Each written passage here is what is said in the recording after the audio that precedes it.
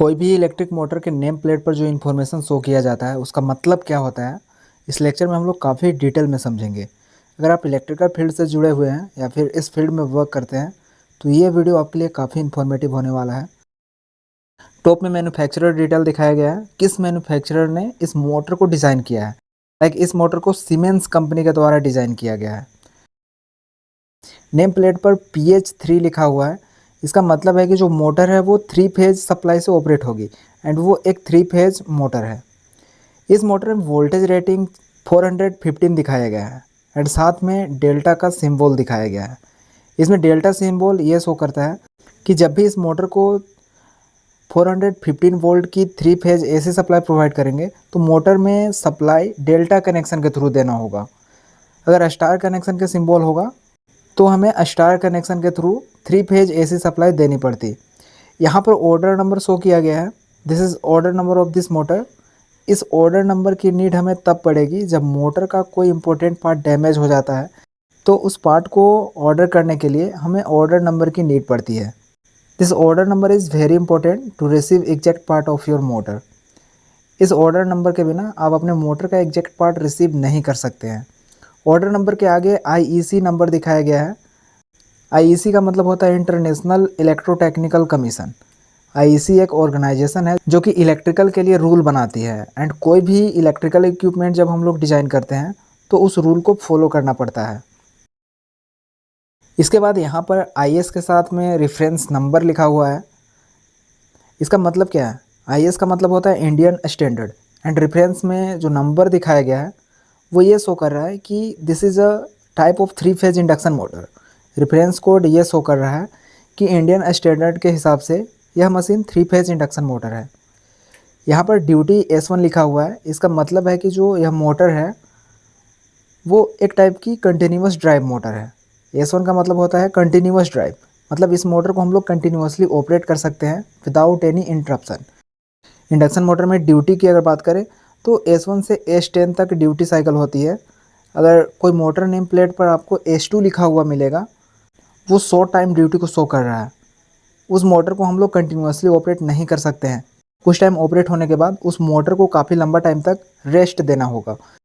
For example घर में जो मोटर हम लोग यूज़ करते हैं टंकी में पानी को भरने के लिए, वो एक टाइप की S2 ड्यूटी फॉलो करती है, जहाँ पर मोटर को हम लोग एक बार यूज़ करते हैं एंड पूरा टाइम बंद रहती है एंड जब हमें पानी की रिक्वायरमेंट होती है, टंकी खाली हो जाता है, तो उस टाइम हम लोग मोटर को फिर से स्टार्ट करते हैं एंड टंकी को फुल करने के बाद मोटर को फिर से बंद कर देते हैं एंड मोटर लॉन्ग टाइम तक बंद रहती है।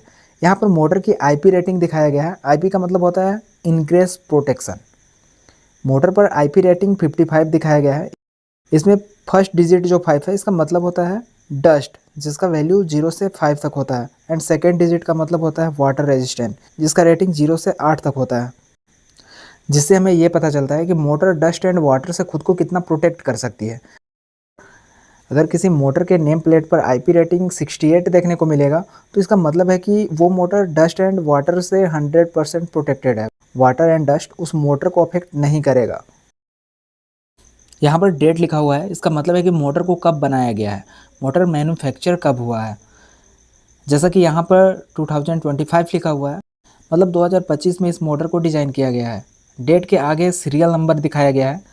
सीरियल नंबर का यूज़ मोटर आइडेंटिफिकेशन के लिए किया जाता है। जब मैन्युफैक्चरर से हम लोग मोटर परचेज करते हैं तो मोटर की कुछ वारंटी होती है एंड वारंटी पीरियड से पहले अगर मोटर बर्न हो जाती है, ख़राब हो जाती है, तो मोटर को एक्सचेंज करने के लिए मैन्युफैक्चरर आपसे serial number and order number दोनों मांगता है। एंड यहाँ पर KW एंड HP का रेटिंग दिखाया गया है। KW एंड HP दोनों यूनिट होता है जिसका यूज पावर को एक्सप्रेस करने के लिए किया जाता है। HP का मतलब हॉर्स पावर होता है जो कि ट्रेडिशनल यूनिट है एंड KW का मतलब होता है किलोवाट, जो कि स्टैंडर्ड यूनिट है। 1960 में स्टैंडर्ड यूनिट बनाया गया था। उस टाइम पावर को एक्सप्रेस करने के लिए किलोवाट यूनिट बनाया गया था। तो यहाँ पर जो मोटर है उसकी पावर की अगर बात करें तो KW में 30 किलोवाट होगा एंड अगर हॉर्स पावर में बताना होगा तो हम लोग 40 HP बोलेंगे। जब न्यू मोटर हम लोग परचेज करते हैं एंड वारंटी पीरियड के अंदर मोटर बर्न हो जाती है तो उसको कंप्लीट रिप्लेस करने के लिए मैन्युफैक्चरर आपसे kilowatt rating, ampere rating and RPM का एग्जैक्ट डिटेल मांगता है क्योंकि 30 किलोवाट का मोटर 1500 आरपीएम में भी अवेलेबल होती है, एज वेल एज 3000 आरपीएम में भी अवेलेबल हो सकती है। इसलिए कंपनी के द्वारा किलोवाट एंड हॉर्स पावर दोनों डेटा प्रोवाइड किया जाता है। यहाँ पर कूलिंग लिखा हुआ है, इसके आगे कोड दिया गया है। इस कोड से हमें यह पता चलता है कि इस मोटर को ठंडा करने के लिए कौन सा तरीका बेस्ट होगा। इस मोटर की पावर फैक्टर 0.82 है, जो कि लैगिंग पावर फैक्टर को शो कर रहा है। जितनी भी मशीन्स होती है जिसमें वाइंडिंग किया हुआ रहता है, इंडक्टिव वाइंडिंग के कारण उसमें लैगिंग पावर फैक्टर देखने को मिलता है। यहाँ पर एएमपी लिखा हुआ है, इसका मतलब होता है एम्पियर। एएमपी रेटिंग यह शो करता है कि जब मोटर ऑपरेट होगी तो वो कितना करंट यूज़ करेगी। मतलब इस मोटर को जब हम लोग फुल लोड पर चलाएंगे तो उस टाइम जो मोटर है वो 52 एम्पियर करंट यूज़ करेगी। यहाँ पर इनक्लोजर ओडीपी लिखा हुआ है। ओडीपी का मतलब होता है ओपन ड्रिप प्रूफ। मोटर का इनक्लोजर आधा ओपन होता है ताकि हवा आसानी से अंदर बाहर हो सके और मोटर कूल रह सके। लेकिन इसमें ऐसा डिज़ाइन होता है कि ऊपर से गिरने वाला dripping water and falling particles सीधे अंदर नहीं जाता है। मोटर का जिगजैग पैटर्न जो है वो 0 से 15 डिग्री के बीच बनाया जाता है ताकि उस पर वाटर एंड पार्टिकल्स जो गिरेगा वो मोटर के अंदर ना जाए बल्कि वो नीचे गिर जाए। नेक्स्ट इन्फॉर्मेशन है आरपीएम। आरपीएम का मतलब होता है रिवोल्यूशन पर मिनट। मोटर में जो उसकी रोटर होती है 1 मिनट में कितना बार रोटेट कर रही है उसको हम लोग आरपीएम बोलते हैं। जैसा कि यहाँ पर दिखाया गया है, इस मोटर का आरपीएम 1500 है।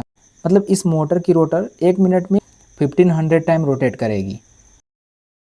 यहाँ पर HZ50 का मतलब है कि जो मोटर है वो 50 हर्ट्ज फ्रीक्वेंसी वाले एसी सप्लाई से ऑपरेट होगी।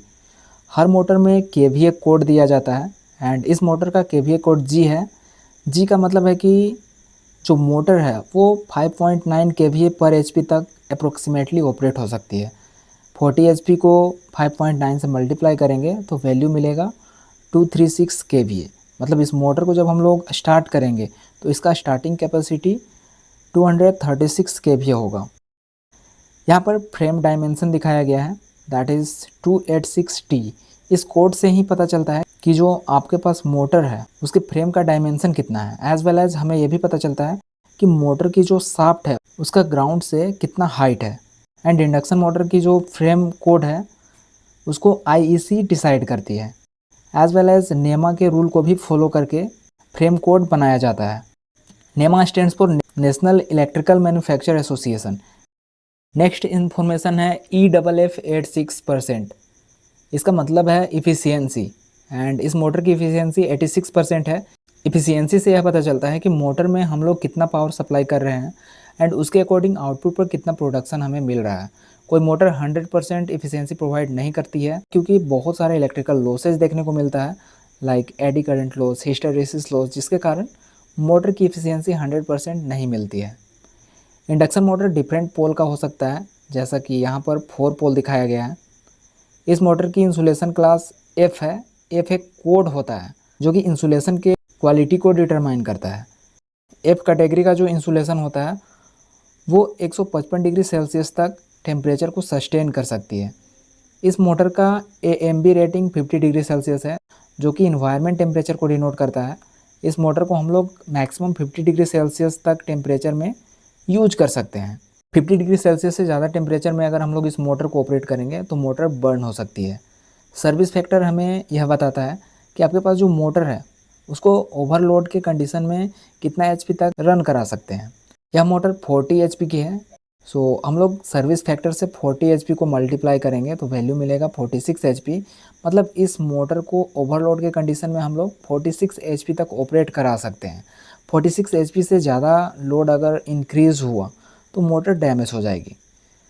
मोटर के मैकेनिकल सिस्टम को स्मूथली फंक्शन करने के लिए हम लोग इसमें ग्रीस का यूज करते हैं। यहाँ पर ग्रीस इन्फॉर्मेशन दिखाया गया है, किस टाइप का ग्रीस हम लोग इस मोटर में यूज करेंगे। मोटर में जब हम लोग ग्रीस को रिन्यू करेंगे तो उसका लाइफ 5800 आवर्स तक होगा।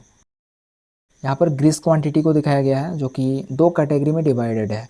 DE का मतलब होता है ड्राइव इंड, जहाँ पर हम लोग 90 ग्राम ग्रीस यूज करेंगे।